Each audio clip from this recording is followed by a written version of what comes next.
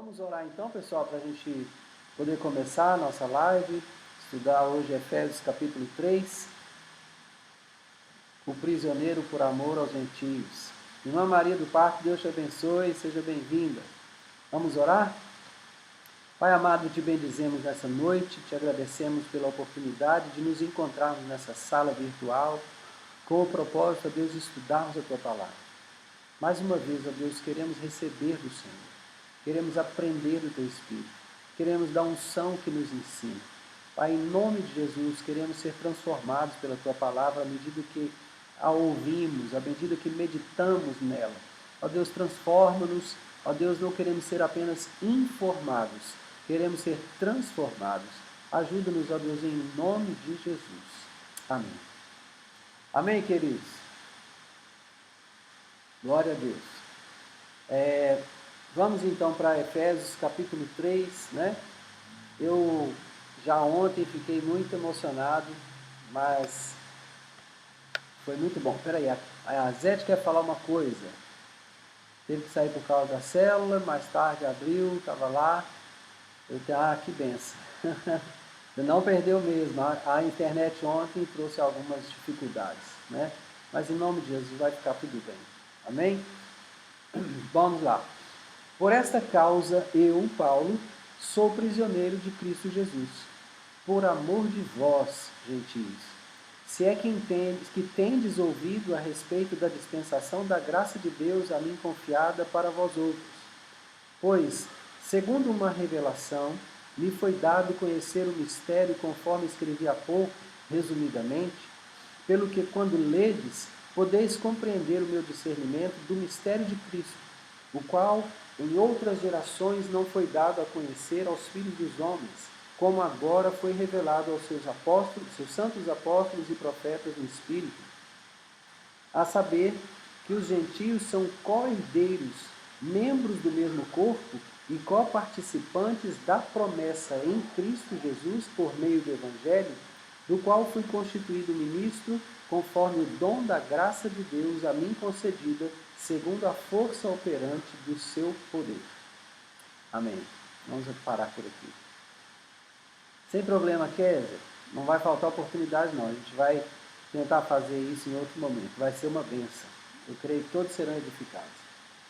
Bom, o que é que Paulo, então, está dizendo aqui, né? Paulo está se referindo às frases anteriores, né? Aquilo que ele mencionou no capítulo 2, né? Onde ele está terminando ali, falando que nós estamos sendo edificados, um edifício, um santuário dedicado ao Senhor, né? E nós somos edificados aí para a habitação do Espírito de Deus. Então ele está encerrando o parágrafo anterior falando sobre isso, né?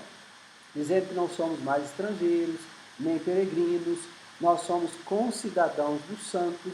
E quando ele fala isso aqui, gente, concidadãos dos santos, eu espero não deixar você melindrado com isso daqui, mas a impressão que eu tenho é que ele está chamando santos ao povo judeu. Ele está falando, vocês estão se tornando concidadãos dos santos e da família de Deus. Mas, quando você para pensar aqui, concidadãos dos santos, já você vai pensar na população celestial, ou na população que já não vive mais sobre a terra, né? Então, essa é uma outra situação para nós pensarmos. Concidadãos dos santos. Ana Glauce, boa noite, seja bem-vinda. Tem uma outra pessoa que eu não consigo... eu acho que é uma pessoa da Turquia que tem entrado aqui de vez em quando e pergunta se eu sei falar turco. Eu não sei falar turco, mas Bruno Oku deve ser boa noite para você. Em nome de Jesus, Deus te abençoe. Se você consegue entender português, fique conosco, vai ser uma bênção o nosso estudo bíblico. Estamos estudando Efésios capítulo 3, tá bom? Ok, então Paulo está falando sobre essa coisa, não sois estrangeiros e peregrinos, mas concidadãos dos santos e da família de Deus, né? E quando ele fala concidadãos dos santos, tanto nós podemos tomar o povo hebreu, como nós podemos tomar aqueles que dormem no Senhor, né? Porque nós somos todos cidadãos do mesmo país. da mesma cidade, a nova Jerusalém que descerá do céu, né? Somos da família de Deus. E aí ele vai falar desse edifício que está sendo edificado, levantado, um santuário para Deus, né? No qual também nós também estamos sendo edificados para a habitação de Deus no Espírito. E aí que ele começa então o capítulo 3 para nós aqui. Por esta causa, por tudo que eu falei antes, nós somos um só povo, nós somos um edifício para Deus, nós somos um santuário que está sendo edificado para Deus. Por essa causa, sou prisioneiro de Cristo Jesus por amor de vós, gentios. Então, Paulo define o ministério dele aos gentios. E ele fala, por amor de vós, gentios.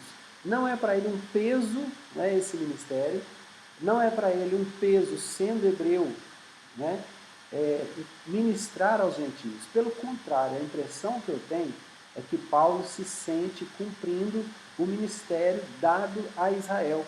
Essa é a impressão que eu tenho. Sabe, ele está prazeroso de estar cumprindo um chamado, um ministério dado a Israel. Porque Israel recebeu essa missão de influenciar o mundo todo. Israel não recebeu a lei para ser só deles. A lei não é só de Israel, não pertence a Israel, a lei é do Senhor, né? E ele estabeleceu esse povo para ser padrão. Quando Paulo, então, vai pregar o Evangelho de Cristo, então ele está cumprindo a missão dada a Israel desde o princípio. E isso para ele externa aqui como privilégio, por amor de vós, gentios, né? E aí ele vai, se é que tendes ouvido a respeito da dispensação da graça de Deus, a mim confiada a vós outros, né? Ele vai contar então que foi conforme uma revelação que o ministério, aliás, que foi dado a ele, conheceu o mistério, conforme ele escreve há pouco, resumidamente. Qual é o mistério que ele está escrevendo resumidamente? Ele vai escrever muitas coisas aqui que a gente não pode até não compreender claramente, né, se passarmos superficialmente, mas à medida que nós vamos olhando o que ele está escrevendo, nós vamos observar o seguinte, que Jesus está unindo os povos, gentios e hebreus, gentios e judeus, em um só povo. Jesus está fazendo, Deus está fazendo por meio de Cristo desses dois povos um só. Ah, que pena que você não sabe o português, é uma pena. Eu imagino que você é realmente a pessoa que entrou outro dia, minha filha traduziu você através do Google e ela descobriu que você é de algum país, é da Turquia, me parece, você é de língua turca, né? É uma pena que você não saiba o português, gostaria muito de poder compartilhar com você a palavra de Deus, como estamos falando aqui aos brasileiros, em alguns lugares aqui no Brasil e nos Estados Unidos. É uma pena. Eu não sei nem o que dizer, eu só posso lamentar. Mas eu espero que de alguma forma a palavra de Deus vá a você e abrace você e acolha você. Deus acolha você em nome de Jesus, viu? Amamos a Turquia, abençoamos a Turquia em nome de Jesus. Amamos o seu país, viu? Muito bem, então Paulo está falando sobre esse mistério, né, que ele escreveu a respeito dele. E agora ele fala, né, por isso quando vocês leem, agora vocês podem entender qual é o meu discernimento a respeito do mistério de Cristo, que esteve oculto em outras gerações, né? E isso aqui é tremendo, irmãos, porque é Jesus quem vai trazer à luz todo o plano de Deus. Lembra que ontem a gente estava conversando que quando Jesus chega, todas as coisas convergem para ele, né? Ele chega na plenitude dos tempos, né? Na plenitude da dispensação da graça, Jesus chega, e quando ele chega, todas as coisas convergem para ele. Tudo que antes estava de forma assim, escrito, mas não de forma tão clara, talvez, às pessoas, estava escrito de forma talvez alegórica, figurativa. Agora, quando Jesus aparece no cenário, tudo que era antes figurado ao olhar de muitas pessoas se torna palpável, né? Então ele se manifesta na plenitude dos tempos e quando ele se manifesta, tudo converge para ele. Então esse é o mistério que Paulo entende, esse é o mistério que ele discerne. Todas as coisas convergem para ele, nele judeus e gentios são um povo só, e este povo em Cristo está sendo edificado um santuário para Deus, e cada um é uma pedra viva neste santuário. É disso que ele está falando aqui, né? Lembre sempre, irmão, quando você estiver estudando a palavra de Deus, nenhum texto pode ser estudado fora do seu contexto. Então, nós tomamos o capítulo 3, mas nós temos 2 capítulos para trás, que estão conectados aqui ao capítulo 3. Muito importante você sempre rever, né, o que está vindo antes do que você está lendo agora, tá bom? Bom, aí ele vai falar que esse mistério não, em outras gerações não tinha sido dado a conhecer aos filhos dos homens, mas agora foi revelado aos seus santos apóstolos e profetas no Espírito, né? A saber que os gentios, aqui está o mistério, são co-herdeiros, membros do mesmo corpo e co-participantes da promessa em Cristo Jesus por meio do Evangelho. Esse é o mistério, né? Gentios, co-herdeiros, membros do mesmo corpo, co-participantes da promessa em Cristo Jesus por meio do Evangelho, do qual fui constituído ministro conforme o dom da graça de Deus a mim concedida, segundo a força operante do seu poder.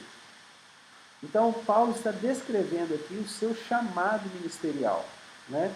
E ele está falando da alegria de fazer isso e do poder de Deus que está operando enquanto ele exerce o seu trabalho.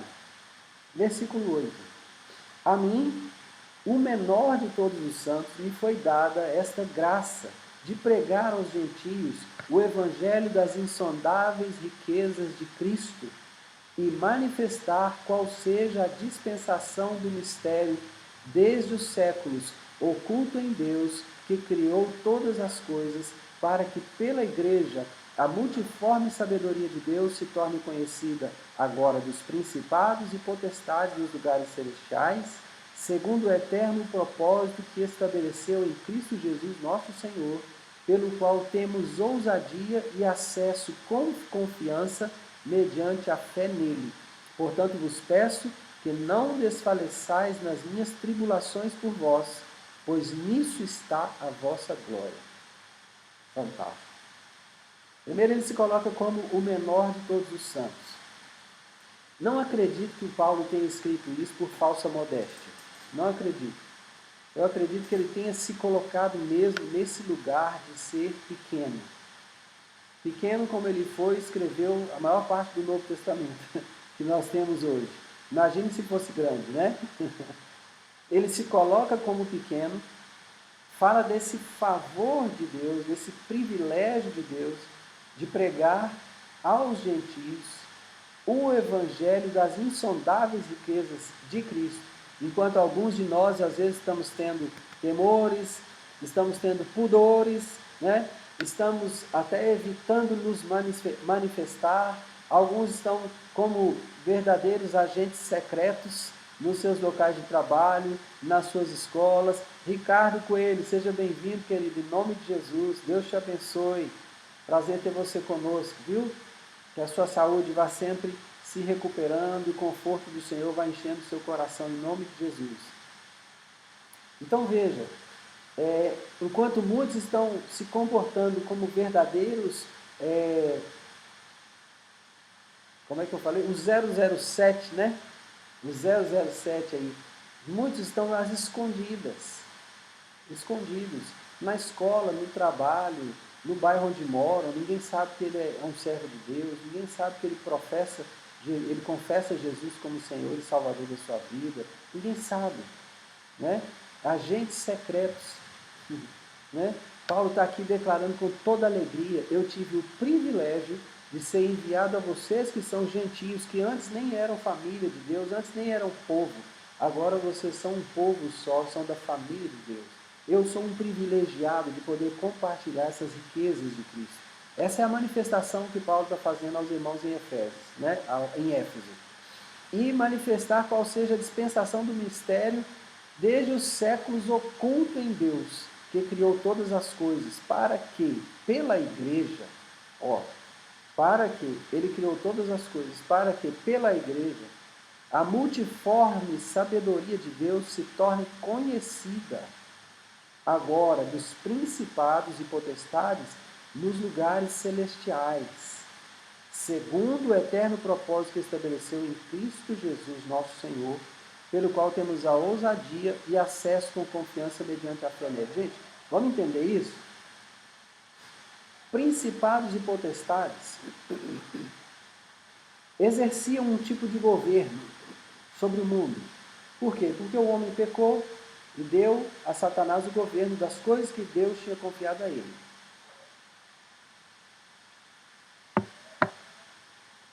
Então esses principados e potestades começam a exercer influência sobre a mente das populações. É assim que esses seres espirituais atuam. Principados não possuem pessoas. Potestades não possuem pessoas. Eles atuam de forma a exercer uma influência sobre a maneira de pensar e viver das pessoas. Só que esses principados e potestades não conheciam qual era o plano de Deus. Esse plano estava oculto em todas as gerações passadas. É isso que Paulo está nos revelando aqui. É assim que ele está nos contando o Evangelho.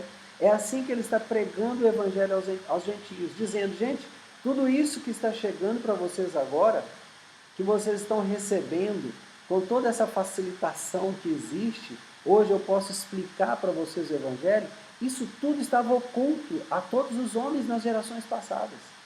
E agora, por meio da igreja, Deus vai fazer isso conhecido não só aos homens, mas a potestades e principados nos lugares celestiais.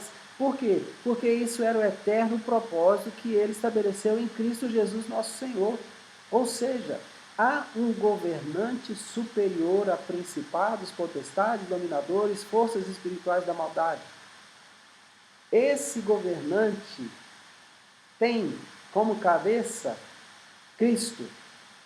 E o corpo chama-se igreja. Marília, boa noite, Deus te abençoe.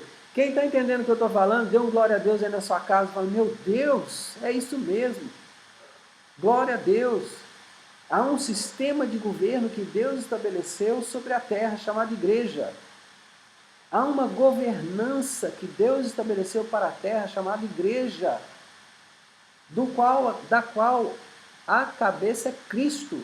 E agora isso está se tornando conhecido de principados e potestades. É por isso que quando Jesus morreu, Satanás achou que tinha vencido. Ele não sabia qual era o plano, irmãos. Ele não tinha noção do que Deus tinha planejado. Ele achava que agora acabou. Toda tentativa de Deus fazer qualquer coisa foi frustrada porque o filho dele morreu. Mas aí Jesus desce às regiões mais baixas da terra, toma das mãos do diabo a chave da morte e do inferno. Meu Deus, principados e potestades agora saberão que existe um corpo de Cristo na terra chamado igreja, que está aqui para exercer governo.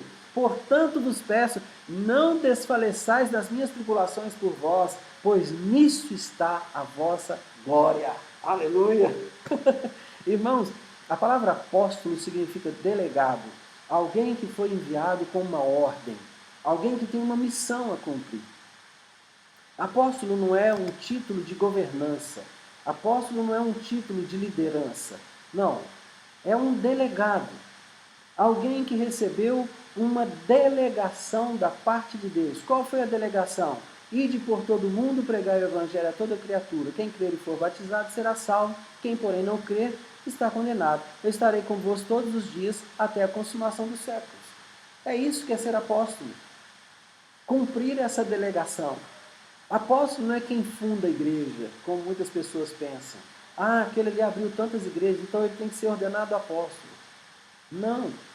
O reconhecimento apostólico vem sobre a pessoa que entende que há uma delegação de Deus sobre a vida dela para pregar o evangelho. Entende isso? E ela sai com essa missão. E onde quer que ela vá, faça o que fizer, ela fará pregando o evangelho do reino. Então ele está aqui todo todo alegre. O Paulo está aqui demonstrando quase que um êxtase de alegria, né? Porque ele está feliz pelo privilégio de ter sido delegado aos gentios. Você está me compreendendo? E ele está falando, gente, o que vocês estão tomando conhecimento agora, principados e potestades tomaram conhecimento quase que junto com vocês. Porque tem alguns dias que Jesus morreu, alguns meses que Jesus morreu na cruz do Calvário e ressuscitou. Então nós estamos tomando conhecimento do Evangelho quase que juntos. Eu, Paulo, vocês, Efésios, principados e potestades também. Existe um governo espiritual sobre a terra que Deus estabeleceu. Ele manteve isso oculto. Não podia ser apenas Israel. Então, Satanás perseguiu Israel durante toda a vida daquele povo. Imagina. Toda a vida daquele povo. Aí Jesus vem e se manifesta. Faz de hebreus, judeus e gentios um povo só. Quem vai ser perseguido agora? Judeus e gentios. Satanás não sabe mais quem é quem. Então não adianta perseguir judeu, não adianta perseguir Israel, não adianta tentar destruir aquela nação, não. Nós temos que destruir agora tudo que é crente. Por isso que você jamais vai receber flores de Satanás. O inimigo nunca vai te acariciar, a não ser quando ele estiver tentando seduzir você e induzir você ao pecado. Aí você pode ter certeza, você vai receber pizza, tortas na sua casa, sorvetes, não é? E outras propostas mais para induzir você a pecar. Está me entendendo, querido? Agora eles sabem. Principados e potestades sabem agora. Havia um plano eterno, oculto em Deus, revelado em Jesus. E Paulo está pregando sobre isso.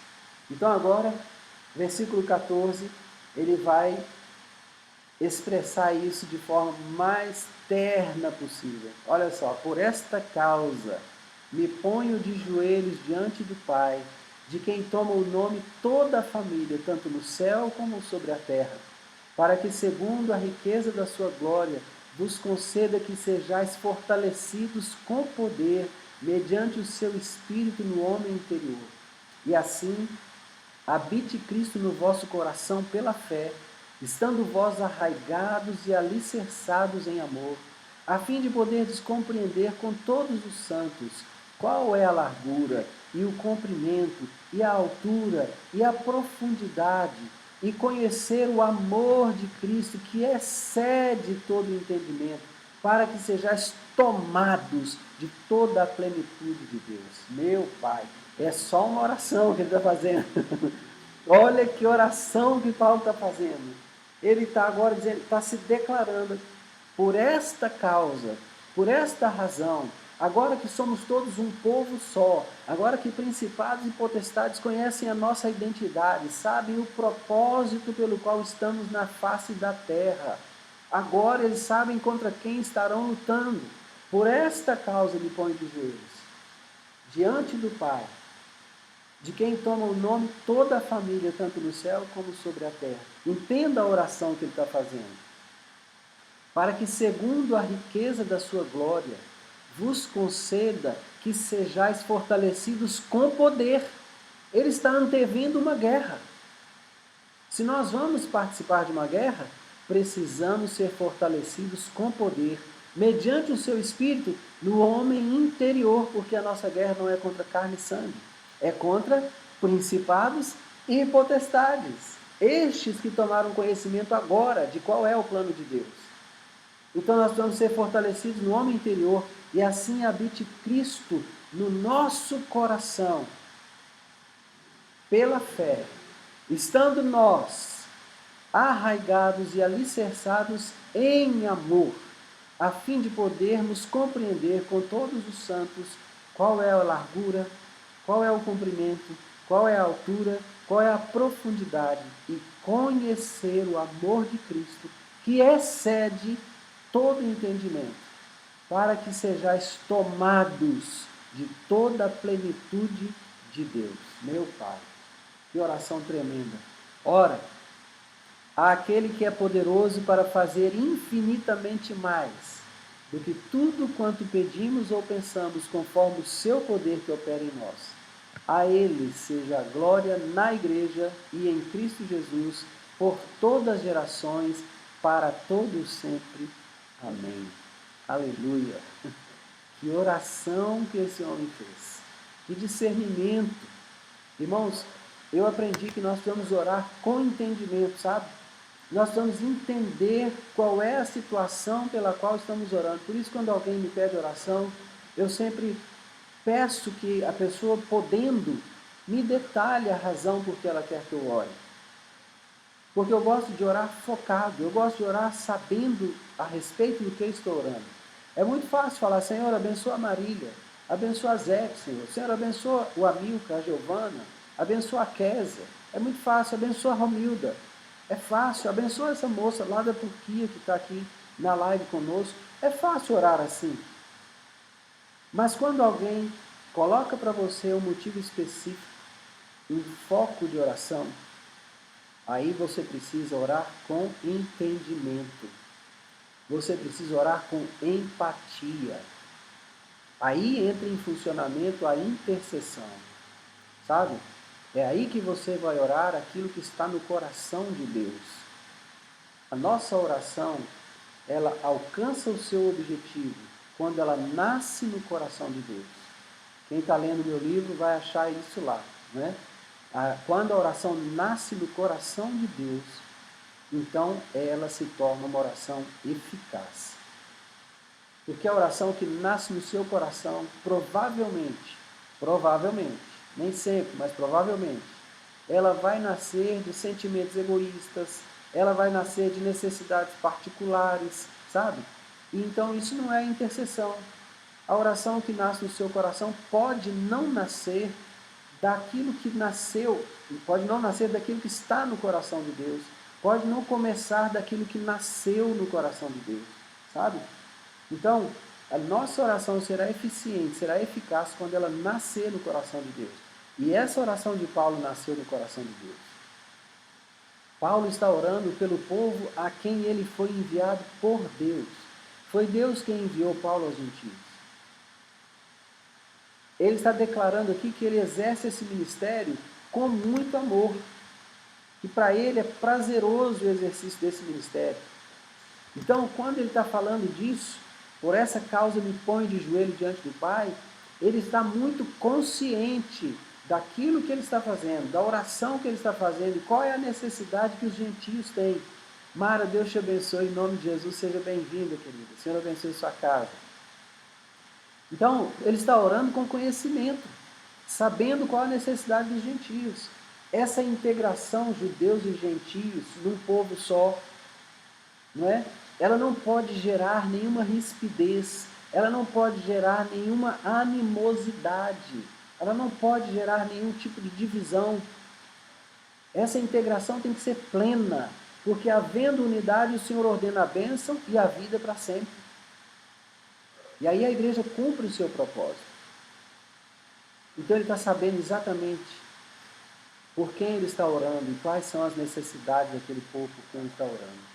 Então, quando ele ora para que o Senhor nos conceda que sejamos fortalecidos com poder mediante o seu Espírito no homem interior, ele sabe das dificuldades que nós atravessamos como seres humanos, das emoções que nós temos que enfrentar. Nós vamos ver Paulo expressando as suas emoções em outras cartas, em outros momentos. Nós vamos perceber que ele era um homem, mas que ele lutava. Há uma situação que ele fala, meu Deus, quem me livrará do corpo dessa morte? Né? Então ele reconhece que o corpo está aprisionando ele, que ele gostaria muito mais de estar com o Senhor. Mas ele abre mão, ele declara isso, eu prefiro estar com vocês aqui, porque aqui eu estou cumprindo meu ministério, estou fazendo o que Deus quer. Ele fala isso em outras palavras, né? Mas é isso que ele está colocando ali. Então, tremenda essa oração, eu quero que você vá descansar hoje, depois de ter ouvido essa oração, sabendo que já lá atrás, logo no início, né, alguém orou pelos gentios, entendendo que os gentios iriam atravessar uma guerra espiritual para a qual não estavam devidamente preparados, talvez. Os hebreus enfrentaram todo tipo de perseguição durante a existência deles. Durante toda a existência de Israel, eles enfrentavam perseguições de nações. Queriam destruir a nação, como até hoje. Mas os gentios que agora estão sendo incorporados à nação Israel, de um povo só, nem todos estavam acostumados a esse tipo de guerra por perseguição. Né? Então, quando ele ora, essa oração dele, irmãos, ela me alcança. Ela te alcança. Se você não é judeu, né? Se você é gentio, assim como eu, né? Então essa oração nos alcança. Em Cristo, judeus e gentios agora são um povo só. E o Senhor já levantou alguém que orasse por nós, para que nós fôssemos fortalecidos no homem interior e pudéssemos vencer essa guerra espiritual, esse combate espiritual contra principados e potestades. Porque agora que eles sabem, a perseguição se volta contra a igreja. Então não é novidade que a igreja esteja sendo perseguida nas nações, não é novidade que a igreja seja perseguida no Brasil de várias formas, né? Já tentaram diminuir o volume do som das igrejas, né? Já tentaram fechar igrejas por várias razões, né? Então nada disso é novidade. Mas alguém já intercedeu por nós lá atrás. O apóstolo Paulo já nos alcançou a oração dele, graças a Deus. E se nós tomarmos consciência do motivo por que ele orou, e entendermos que ele estava orando para que fôssemos preparados interiormente, espiritualmente, né? Então nós vamos tomar posse dessas armas de guerra e vamos vencer principados, potestades, dominadores, forças espirituais da maldade, pela fé no nome de Jesus. Amém? Glória a Deus. Eu gostaria então agora de orar, não apenas encerrando a live, mas também orar por aquelas necessidades de oração que cada um tem apresentado, né? Amém?